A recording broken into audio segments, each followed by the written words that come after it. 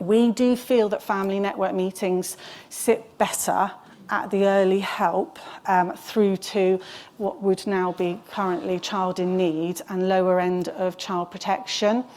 And we feel that it is a family-led decision, and the gold standard would be that they could be offered an FGC or a family network meeting, and it's their decision.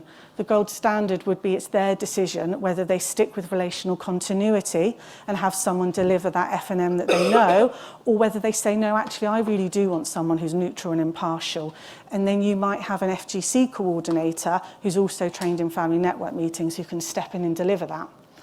The reason why we say can be a smaller network is that if we're really working from a family-led place, we may do the most fabulous genogram, but those parents at the centre go, but actually the people that are really going to affect change and I can work with that are going to be around are these people.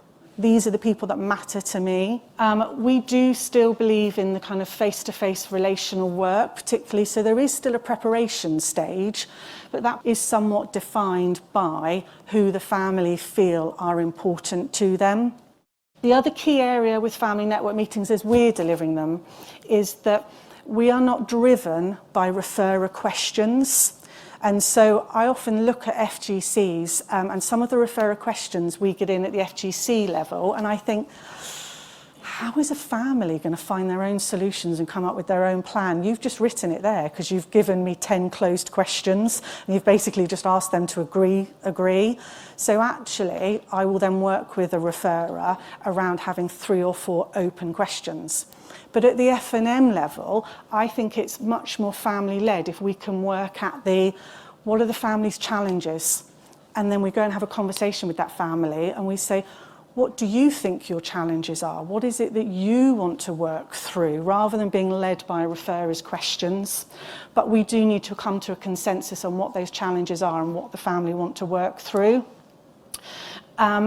Another area that I think is really keen in family network meetings we're really keen to do is thinking about that wider network of support. So you might have an IDVA, from the DAV world, who it would be really helpful to connect the family with and to think about what information they can provide.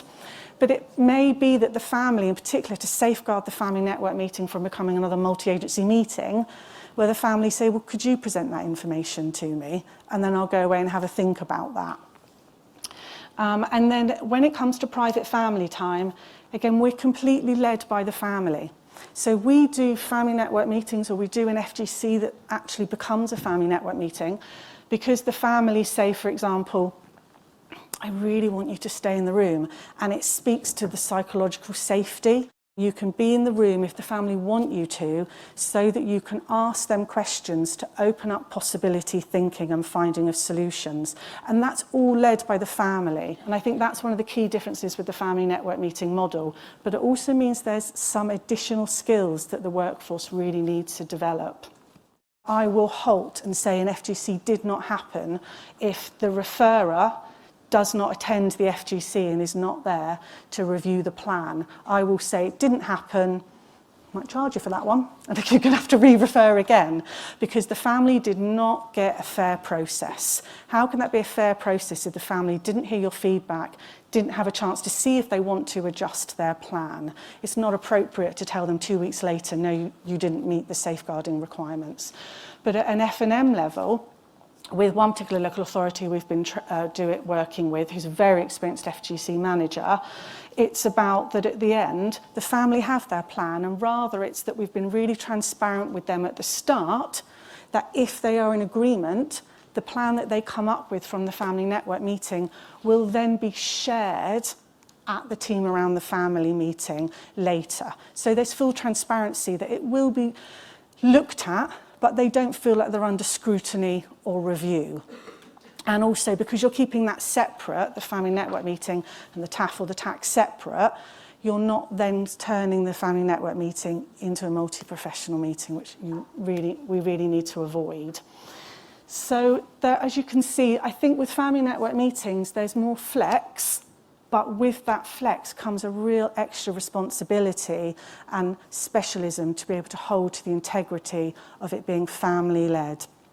of there being the neutrality and impartiality, of it thinking about who does the family want there. And I think the other key bit is that it centres on what are the family's challenges and what are their concerns, rather than the safeguarding red lines. So that's why I'm more comfortable with FGCs at CP, PLO and court arena, and I'm more comfortable with family network meetings in what will soon be the new approach with family-led practitioners and child protection practitioners.